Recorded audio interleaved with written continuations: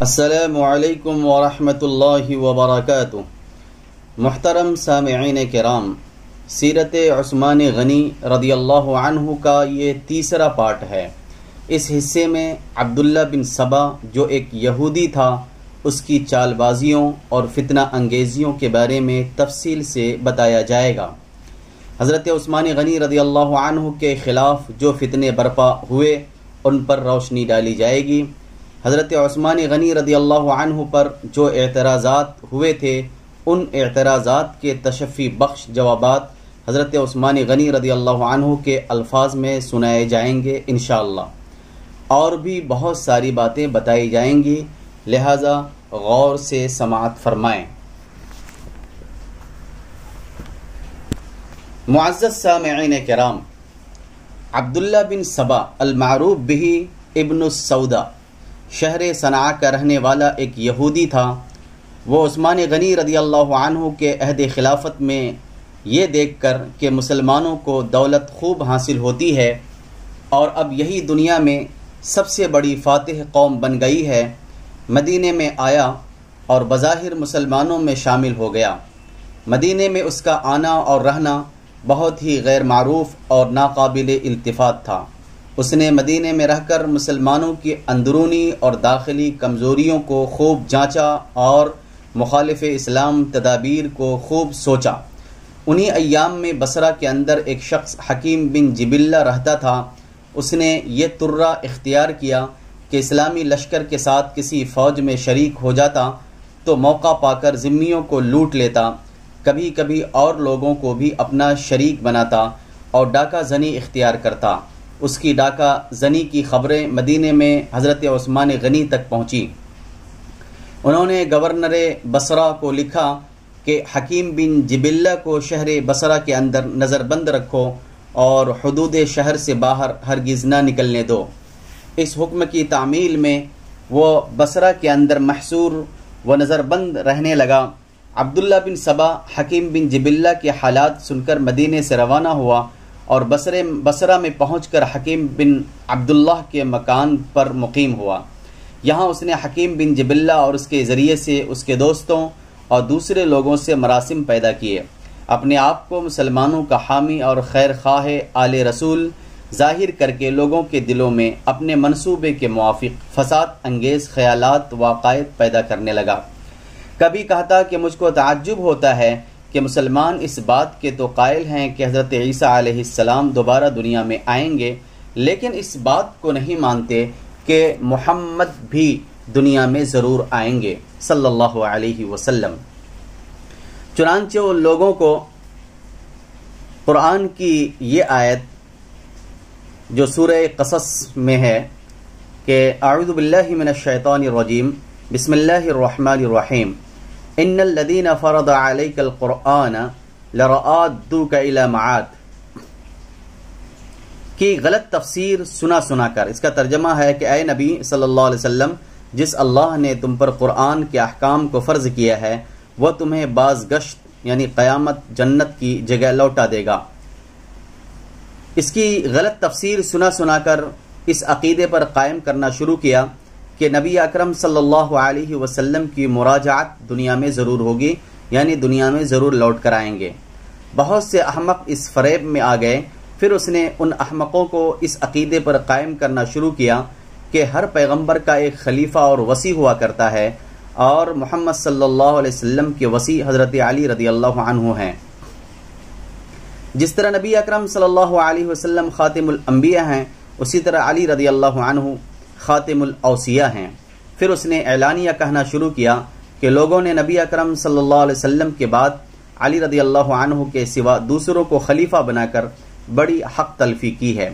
اب سب کو چاہیے کہ علی رضی اللہ عنہ کی مدد کریں اور موجودہ خلیفہ کو قتل یا معزول کر کے علی رضی اللہ عنہ کو خلیفہ بنا دیں۔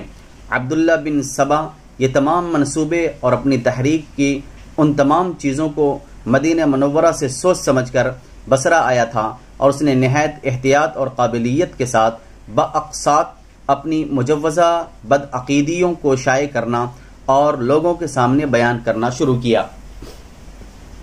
رفتہ رفتہ اس فتنے کا حال بصرے کے گورنر عبداللہ بن عامر رضی اللہ عنہ کو معلوم ہوا تو انہوں نے عبداللہ بن سبا کو بلا کر پوچھا کہ تم کون ہو، کہاں سے آئے اور یہاں کیوں آئے ہو؟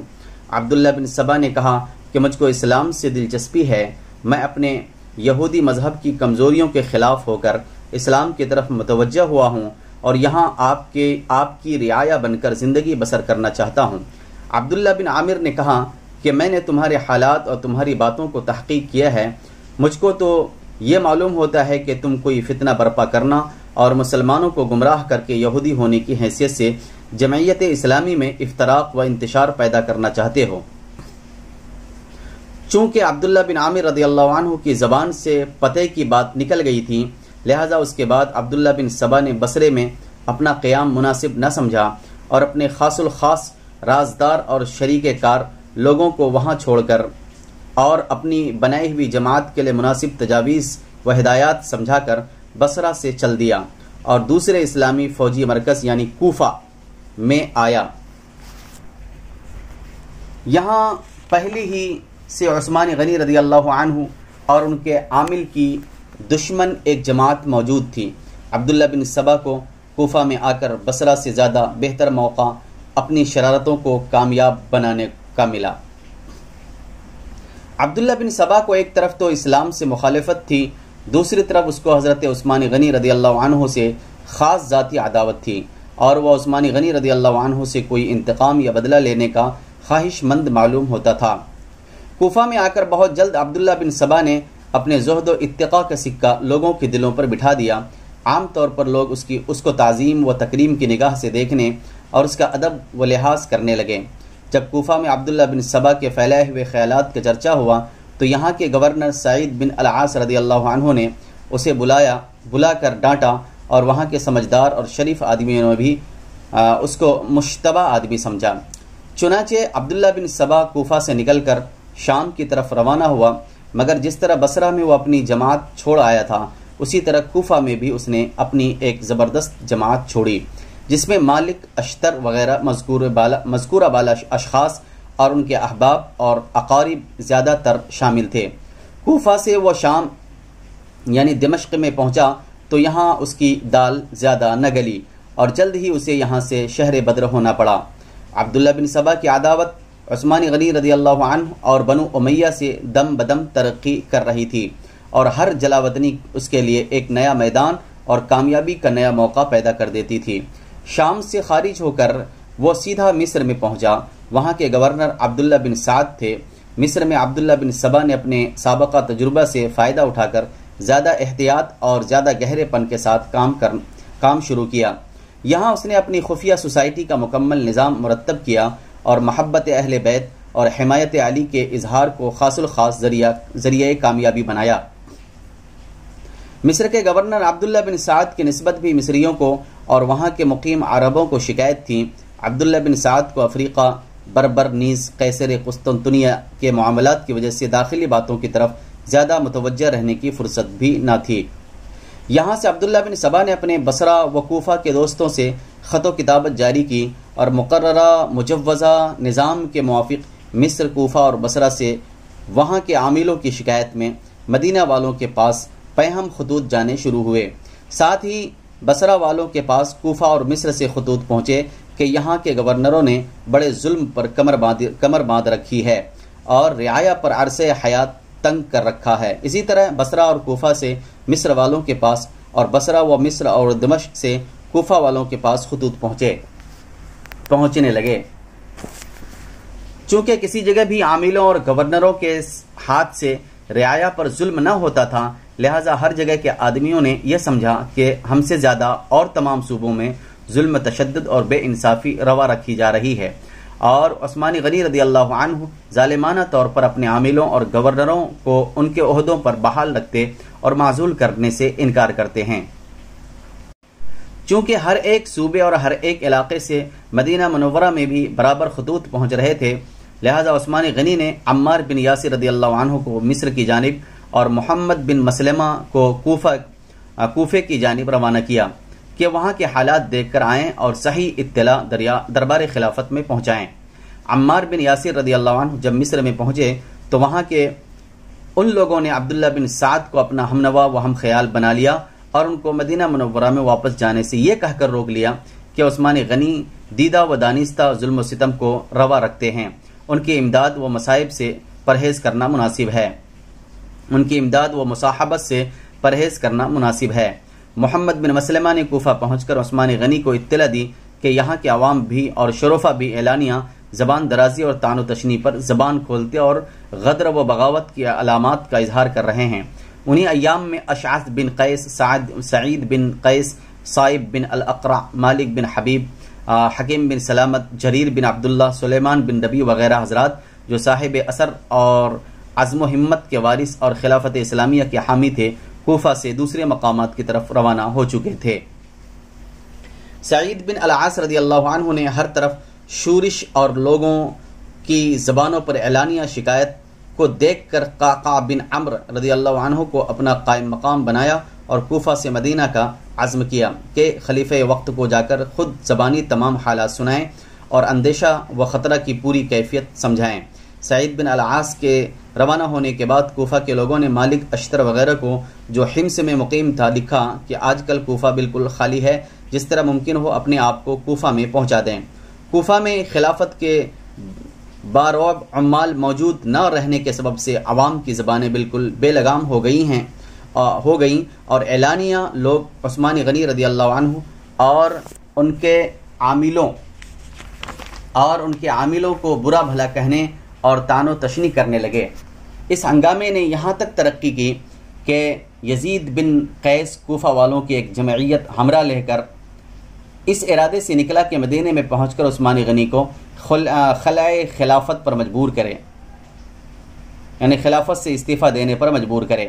قعقاع بن عمرو یہ دیکھ کر سد راہ ہوئے اور ایک جمعیت اپنے ہمراہ لے جا کر یزید بن قیس کو گرفتار کرنے میں کامیاب ہوئے۔ یزید نے قعقاع بن عمرو کی منت سماجت کر لی اور کہا کہ مجھ کو سعید بن العاص سے بعض شکایات ہیں، اس کے سوا اور کوئی مقصد نہ تھا کہ سعید بن العاص کو کوفہ کی گورنری سے معزول کرایا جائے۔ قعقاع بن عمرو نے یزید کو چھوڑ دیا، لیکن اس کے بعد ہی مالک اشتر اپنی جماعت کے ساتھ حمص سے کوفہ میں پہنچ گیا۔ ان لوگوں کے کوفے پہنچنے پر شورش پسندوں میں ایک تازہ قوت اور جوش پیدا ہوا۔ مالک اشتر نے اعلانیہ لوگوں پر یزید بن قیس کی جماعت میں شامل ہونے کی ترغیب دی اور خود بھی یزید بن قیس کے لشکریوں میں شامل ہو کر کوفہ سے روانہ ہوا۔ قعقاع رضی اللہ عنہ اس جمعیت کا مقابلہ نہ کر سکے۔ یہ لوگ کوفہ سے روانہ ہو کر قادسیہ کے قریب مقام جرعہ میں پہنچے۔ سن 34 ہجری کے واقعات سماعت فرمائیں۔ کوفہ کی تو وہ حالت تھی جو اوپر ابھی اس سے پہلے مذکور ہوئی۔ حضرت ادھر عثمان غنی رضی اللہ عنہ نے اپنے دوسرے عاملوں کے نام بھی فرامین روانہ کر دیے کہ اس مرتبہ بعد حج سب مدینہ منورہ میں میرے پاس آ کر شریک مشورہ ہوں۔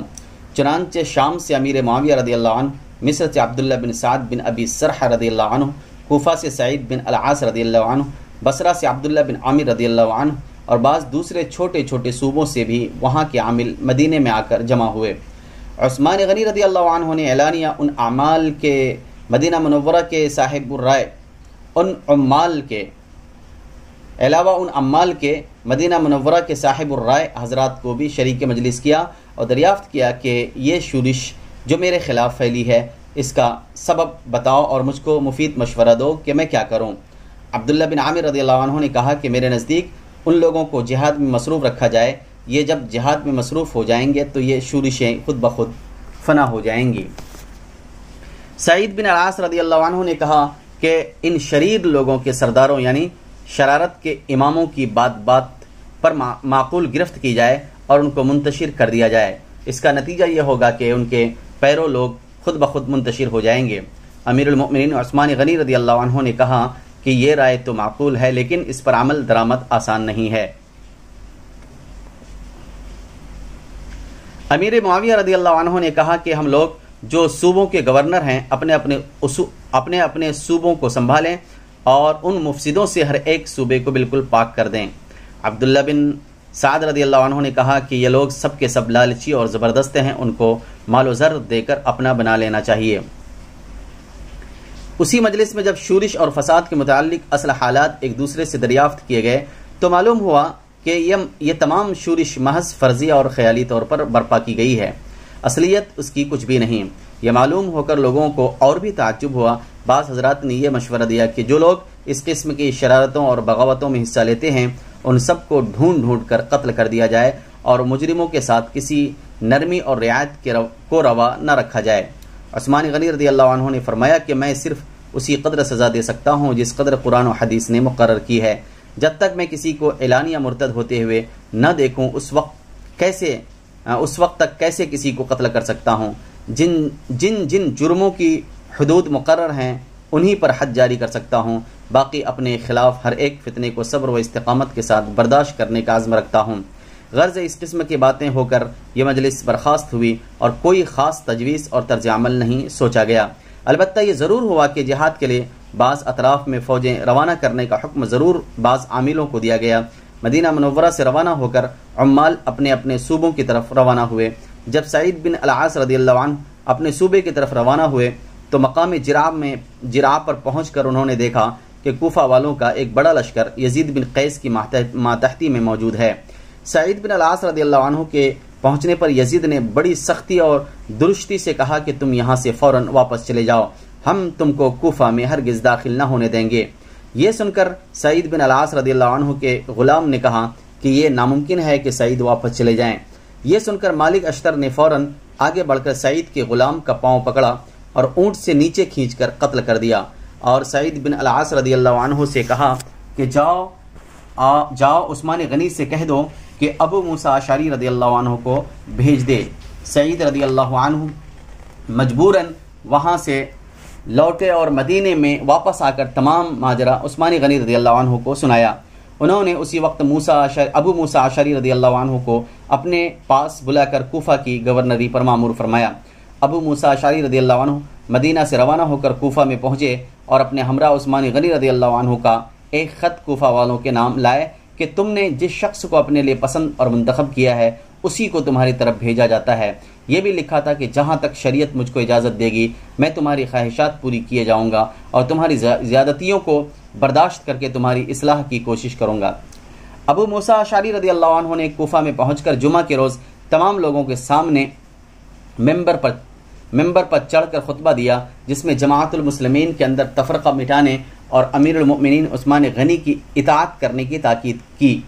ابو موسیٰ اشعری رضی اللہ عنہ کی اس تقریر سے کوفہ میں کسی قدر سکون نمودار ہوا اور عام لوگ جو سبائی جماعت سے بے خبر اور بے تعلق تھے مطمئن ہو گئے، لیکن عبداللہ بن سبا کے گروہ اور عثمان غنی سے عناد رکھنے والوں نے رفتہ رفتہ عثمان غنی کے عمال اور کوفہ کے ارد گرد کے اضلاع میں رہنے والے چھوٹے چھوٹے حکام کے متعلق جو عثمان غنی رضی اللہ عنہ کے مقرر کیے ہوئے تھے شکایات کرنی شروع کی، اور خط و کتابت کے ذریعے سے مدینہ منورہ میں دوسرے با اثر حضرات کو بھی عثمان غنی سے بدگمان بنانا شروع کیا۔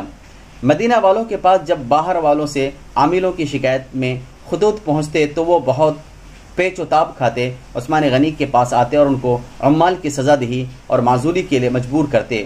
عثمان غنی عند تحقیق چونکہ اپنے عاملوں کو بے خطا پاتے لہذا وہ ان کو سزا دینے یا معزول کرنے میں تعمل کرتے، جس کا نتیجہ یہ ہوا کہ خود مدینہ منورہ میں عثمان غنی رضی اللہ عنہ کے متعلق لوگوں کی زبان پر اعلانیہ شکایتیں آنے لگیں اور جا بجا خلیفہ وقت کی نسبت سرگوشیاں شروع ہوئیں۔ یہ رنگ دیکھ کر ابو اسید ساعدی، کعب بن مالک اور حسان بن ثابت رضی اللہ عنہ اجمعین وغیرہ بعض حضرات مدینے میں لوگوں کو طعن و تشنیع سے روکتے اور طاعت خلیفہ کی تاکید کرتے تھے، مگر لوگوں پر کوئی اثر نہ ہوتا تھا۔ یہ وہ زمانہ تھا کہ عبداللہ بن سبا کے ایجنٹ تمام ممالک اسلامیہ اور تمام بڑے بڑے شہروں اور قصبوں میں پہنچ چکے تھے اور اس کے معین و مددگار ہر جگہ پیدا ہو چکے تھے۔ ممالک اسلامیہ میں طاقت کے اعتبار سے اس وقت 5 بڑے بڑے مرکز تھے۔ مدینہ تو دارالخلافہ تھا اور شروع ہی سے وہ اسلامی طاقت و شوکت کا منبع و مرکز رہا تھا۔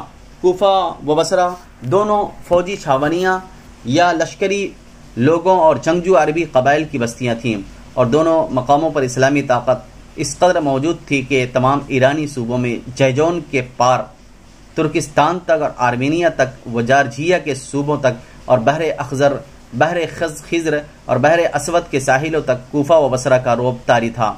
فسطاط یا قاہرہ بھی فستاد یعنی قاہرہ بھی فوجی چھاونی تھی اور مصر کے علاوہ طرابلس و فلسطین تک اس کا اثر پڑتا تھا۔ دمشق تمام ملک کا دارالصدر تھا۔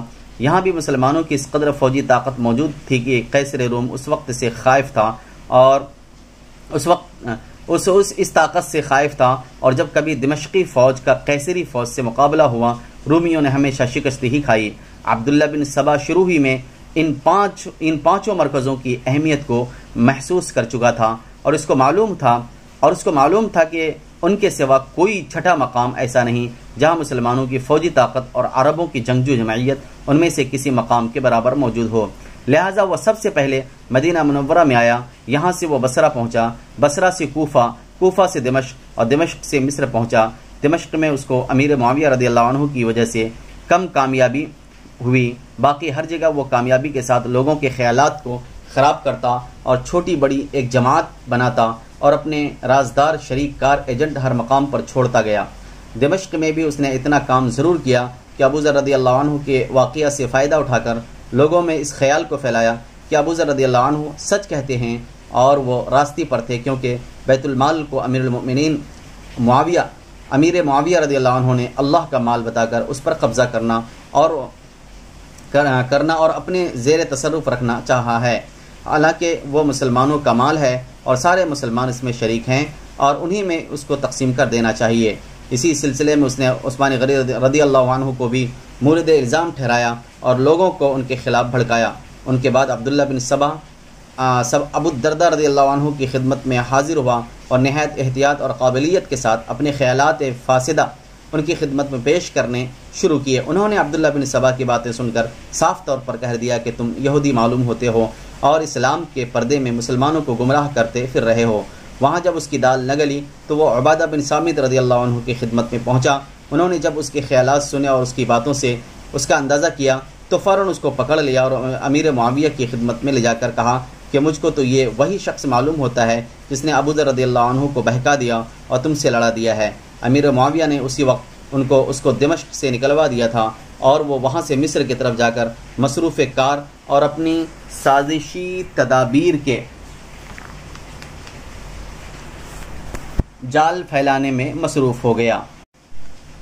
جب ممالک محروسہ کے ہر گوشے سے مدینہ منورہ میں خطوط آنے لگے اور خود دارالخلافہ میں شورش کے سامان ہوئے تو عثمان غنی رضی اللہ عنہ کے پاس مدینے کے بعض اکابر آئے اور ان کو توجہ دلائی کہ اپنے عاملوں کی خبر لیں اور لوگوں کی شکایتیں دور کریں۔ عثمان غنی رضی اللہ عنہ نے صحابہ کرام کی جماعت میں چند معتبر و معتمد حضرات کو منتخب کر کے ہر ایک صوبے کی طرف ایک آدمی بھیجا کہ اصل حالات معلوم کر کے آئیں اور یہاں آ کر بیان کریں۔ چنانچہ محمد بن مسلمہ کو کوفہ کی جانب، اسامہ بن زید رضی اللہ عنہ کو بصرہ کی جانب، عبداللہ بن عمر رضی اللہ عنہ شام کی جانب روانہ ہوئے۔ اسی طرح ہر ایک چھوٹے یا بڑے صوبے کی طرف ایک ایک تفتیش کنندہ روانہ ہوا۔ چند روز کے بعد سب نے بیان کیا کہ ہم نے تو عاملوں اور والیوں میں کسی قسم کی کوئی برائی نہیں دیکھی، سب اپنے اپنے علاقے میں پوری توجہ اور کوشش کے ساتھ مصروف کار ہیں اور کوئی خلاف شریعت حرکت بھی ان سے سرزد نہیں ہوتی۔ نہ رعایا میں سے کوئی شریف اور ذی عقل شخص ان کا شاکی ہے۔ یہ کیفیت اہل مدینہ نے سنی اور قدرے ان کی تسکین ہوئی، لیکن چند ہی روز کے بعد پھر وہی کیفیت پیدا ہو گئی۔ اب یہ وہ زمانہ تھا کہ حج کا موسم قریب آ گیا تھا۔ عثمان غنی رضی اللہ عنہ نے ایک منشور عام ہر شہر و قصبہ میں عام رعایا کے نام اس مضمون کا بھیجا کہ میرے پاس اس قسم کی خبریں پہنچ رہی ہیں کہ میرے عاملوں سے رعایا کو کچھ نقصان پہنچ رہا ہے، وہ ظلم و ستم کا برتاؤ کرتے ہیں، لہٰذا میں نے تمام عاملوں کے پاس احکام روانہ کر دیے ہیں کہ وہ اس مرتبہ حج میں ضرور شریک ہوں۔ پس جس شخص کو میرے کسی عامل سے کچھ شکایت ہو وہ حج کے موقع پر آ کر اپنی شکایت میرے سامنے پیش کرے اور اپنا حق مجھ سے یا میرے عامل سے بعد تصدیق وصول کر لے۔ عثمان غنی رضی اللہ عنہ کا فرمان ایک ایک حکم ہر عامل کے پاس بھی پہنچ گیا کہ ضرور شریک حج ہونا چاہیے۔ چنانچہ عبداللہ بن سعد رضی اللہ عنہ والی مصر، معاویہ بن ابی سفیان رضی اللہ عنہ والی شام، عبداللہ بن عامر رضی اللہ عنہ وغیرہ تمام عمال مکہ مکرمہ میں حج کے موقع پر جمع ہو گئے۔ عبداللہ بن سبا کی تجویز کے موافق لوگ ہر ایک صوبے اور ہر ایک مرکز سے روانہ ہوئے، اور بجائے اس کے کہ مکہ مکرمہ میں آتے، مدینہ منورہ میں جمع ہو گئے۔ حج کے ایام میں عثمان غنی رضی اللہ عنہ نے اعلان کرایا کہ تمام عامل موجود ہیں، جس کا جی چاہے اپنی شکایت پیش کرے، مگر کوئی شخص کسی عامل کی شکایت لے کر نہ آیا۔ خلیفہ وقت کی مجلس میں جو شخص موجود تھے وہ اس فساد اور فتنے کے مٹانے کی نسبت باہم مشورہ کرنے لگے، اور اس طرح ان کی باتوں نے طول کھینچا۔ عثمان غنی رضی اللہ عنہ نے سب کو مخاطب کر کے فرمایا کہ یہ فتنہ تو ضرور برپا ہونے والا ہے اور اس کا دروازہ قریب کھل جائے گا۔ میں یہ نہیں چاہتا کہ فتنے کے اس دروازے کو کھولنے کا انتظام مجھ پر عائد ہو۔ اللہ تبارک و تعالی خوب آگاہ ہے کہ میں نے لوگوں کے ساتھ سوائے بہتری اور بھلائی کے اور کچھ نہیں کیا۔ اس کے بعد سب خاموش ہو گئے اور حج سے فارغ ہو کر مدینہ منورہ میں آئے۔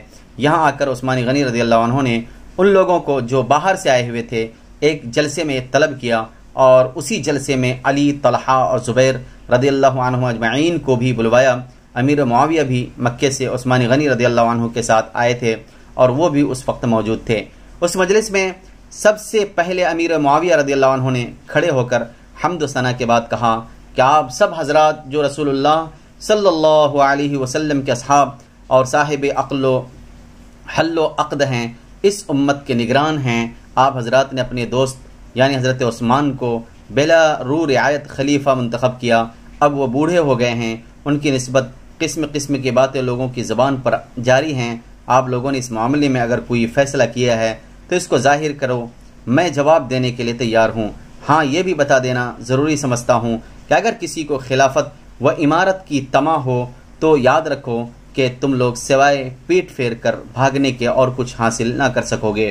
اس تقریر کے آخری فقرے کو سن کر علی رضی اللہ عنہ نے امیر معاویہ کو جھڑک دیا، وہ بیٹھ گئے اور عثمان غنی رضی اللہ عنہ کھڑے ہوئے۔ انہوں نے فرمایا کہ اس میں شک نہیں کہ ابو بکر صدیق رضی اللہ عنہ اور حضرت عمر فاروق رضی اللہ عنہ نے خلیفہ ہو کر احتیاط اور احتساب کی وجہ سے اپنے عزیز و اقارب کی مطلق بات نہ پوچھی، حالانکہ نبی اکرم صلی اللہ علیہ وسلم اپنے رشتہ داروں کا لحاظ فرماتے اور ان کو مدد دیتے تھے۔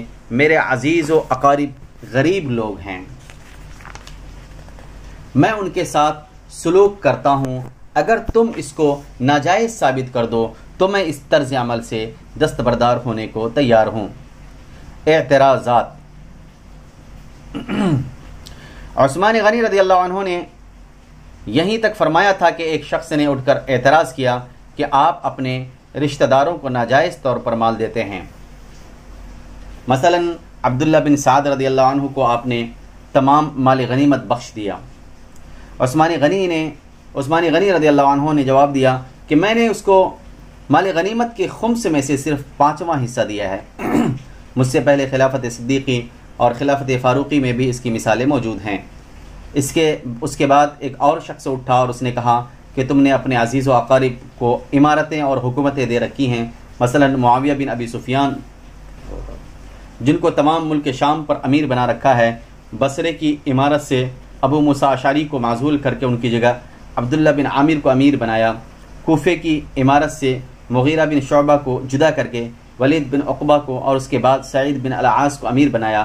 یہ سن کر عثمان غنی رضی اللہ عنہ نے جواب دیا کہ جن لوگوں کو میں نے عمارتیں دے رکھی ہیں وہ میرے اقارب نہیں ہیں اور وہ اپنے عہدوں کے کام کو بحسن و خوبی انجام دینے کی قابلیت رکھتے ہیں۔ اگر وہ آپ لوگوں کی رائے میں عمارت کے قابل نہیں ہیں اور مجھ پر ان کی بیجا رعایت کا الزام عائد ہوتا ہے تو میں ان لوگوں کی جگہ دوسروں کو مقرر کرنے کے لیے تیار ہوں۔ چنانچہ میں نے سعید بن العاص کو ان کی عمارت سے جدا کر کے ابو موسیٰ اشعری کو کوفہ کا گورنر بنا دیا ہے۔ اس کے بعد ایک شخص نے کہا کہ تم نے بلا استحقاق اور ناقابل رشتہ داروں کو عمارتیں دی ہیں جو ان عمارتوں کے اہل نہ تھے۔ مثلا عبداللہ بن عامر ایک نوجوان شخص ہے، ان کو والی نہیں بنانا چاہیے تھا۔ عثمان غنی رضی اللہ عنہ نے جواب دیا کہ عبداللہ بن عامر عقل و فراست، دینداری و قابلیت میں خاص طور پر ممتاز ہے، محض نوجوان ہونا کوئی عیب کی بات نہیں۔ نبی اکرم صلی اللہ علیہ وسلم نے اسامہ بن زید کو صرف 17 سال کی عمر میں کیوں امیر بنایا تھا؟ اس کے بعد ایک اور شخص اٹھا اور اس نے کہا کہ آپ کو اپنے کنبے والوں سے بڑی محبت ہے، آپ ان کو بڑے بڑے عطیات دیتے ہیں۔ عثمان رضی اللہ عنہ نے جواب دیا کہ اہل خاندان سے محبت کا ہونا کوئی گناہ نہیں، میں ان کو اگر عطیات دیتا ہوں تو بیت المال سے نہیں بلکہ اپنے ذاتی مال سے دیتا ہوں۔ بیت المال سے تو میں نے اپنے خرچ کے لیے بھی ایک کوڑی نہیں لی، اپنے رشتہ داروں کے لیے بلا استحقاق کیسے لے سکتا ہوں؟ اپنے ذاتی مال کا مجھ کو اختیار ہے، جس کو چاہوں دوں۔ معزز سامعین کرام، اس کے بعد ایک شخص اٹھا اور اس نے کہا کہ تم نے چراگاہ کو اپنے لیے مخصوص کر لیا ہے۔ عثمان رضی اللہ عنہ نے جواب دیا کہ میں جب خلیفہ ہوا تھا تو مدینے میں مجھ سے زیادہ نہ اونٹ کسی کے تھے اور نہ بکریاں، لیکن آج کل میرے پاس صرف 2 اونٹ ہیں جو صرف حج کی سواری کے لیے رکھ لیے ہیں۔ میں ان کو چرائی پر بھی نہیں بھیجتا، البتہ بیت المال کے اونٹوں کی چراگاہ ضرور مخصوص ہے اور وہ میرے زمانے میں نہیں بلکہ پہلے سے مخصوص چلی آتی ہے، اس کا مجھ پر کوئی الزام نہیں لگایا جا سکتا۔ پھر ایک شخص نے کہا کہ تم یہ بتاؤ کہ تم نے منی میں پوری نماز کیوں پڑھی حالانکہ قصر کرنی چاہیے تھی؟ عثمان رضی اللہ عنہ نے جواب دیا کہ میرے اہل و عیال مکے میں مقیم تھے، لہذا میرے لیے نماز قصر نہ کرنا جائز تھا۔ غرض اسی قسم کے اعتراضات سر مجلس لوگوں نے کیے اور عثمان رضی اللہ عنہ نے ہر ایک کا جواب کافی و شافی دیا۔ اس کے بعد جلسہ برخاست ہوا اور لوگ خاموشی کے ساتھ اٹھ کر منتشر ہو گئے۔ عمر بن العاص رضی اللہ عنہ نے عثمان رضی اللہ عنہ سے کہا کہ آپ کی طرف سے لوگوں کے ساتھ نرمی کا ضرورت سے زیادہ اظہار ہو رہا ہے۔ عمر فاروق رضی اللہ عنہ کا یہ طریقہ نہیں تھا، ان سے سینکڑوں کوس پر بیٹھے ہوئے عامل ان کے پیش خدمت غلام سے اور بھی زیادہ ڈرتے تھے اور خائف رہتے تھے۔ لوگوں کے ساتھ نرمی صرف اسی حد تک برتنی چاہیے جہاں تک کہ فساد کے پیدا ہونے کا اندیشہ نہ ہو۔ آپ جن لوگوں کو جانتے ہیں کہ وہ مسلمانوں میں تفرقہ ڈالنے کی کوشش کر رہے ہیں، ان کو قتل کیوں نہیں کرا دیتے؟ عثمان غنی رضی اللہ عنہ نے عمرو بن العاص رضی اللہ عنہ کے اس مشورے کو سنا اور خاموش ہو گئے۔ سن 35 ہجری کے واقعات۔ مدینہ منورہ میں جن صوبوں کے والی عثمان رضی اللہ عنہ کے ہمراہ مکہ مکرمہ سے آئے تھے، وہ سب یکے بعد دیگرے اپنے اپنے صوبوں کی طرف رخصت ہو گئے۔ آخر میں معاویہ رضی اللہ عنہ بھی رخصت ہونے کے لیے عثمان غنی رضی اللہ عنہ کی خدمت میں حاضر ہوئے اور عرض کیا کہ مجھ کو اندیشہ معلوم ہوتا ہے کہ کہیں آپ پر حملہ نہ ہو اور آپ اس کی مدافعت نہ کر سکیں۔ مناسب یہ معلوم ہوتا ہے کہ آپ میرے ساتھ ملک شام کی جانب چلیں، وہاں تمام اہل شام میرے فرما بردار اور شریک کار ہیں۔ عثمان غنی رضی اللہ عنہ نے جواب دیا کہ میں کسی حالت میں بھی نبی اکرم صلی اللہ علیہ وسلم کا قرب و ہمسائیگی ترک نہیں کر سکتا۔ یہ سن کر امیر معاویہ رضی اللہ عنہ نے کہا کہ اچھا، اجازت دیجئے کہ میں ایک زبردست لشکر ملک شام سے آپ کی حفاظت کے لیے یہاں بھیج دوں کہ وہ مدینہ میں مقیم رہے۔ عثمان رضی اللہ عنہ نے فرمایا کہ میں نبی کریم صلی اللہ علیہ وسلم کے پڑوسیوں یعنی مدینہ والوں کو تنگ کرنا نہیں چاہتا۔ یہ سن کر معاویہ رضی اللہ عنہ نے کہا کہ آپ ضرور دھوکہ کھائیں گے۔ عثمان غنی رضی اللہ عنہ نے اس کے جواب میں حسبی اللہ و نعم الوکیل کہہ کر خاموش ہو گئے۔ معاویہ رضی اللہ عنہ پھر وہاں سے اٹھ کر علی و طلحہ و زبیر رضی اللہ عنہم اجمعین کی خدمت میں حاضر ہوئے اور بوقت ضرورت عثمان غنی کی امداد کی سفارش و فرمائش کر کے شام کی جانب روانہ ہو گئے۔ وآخر دعوانا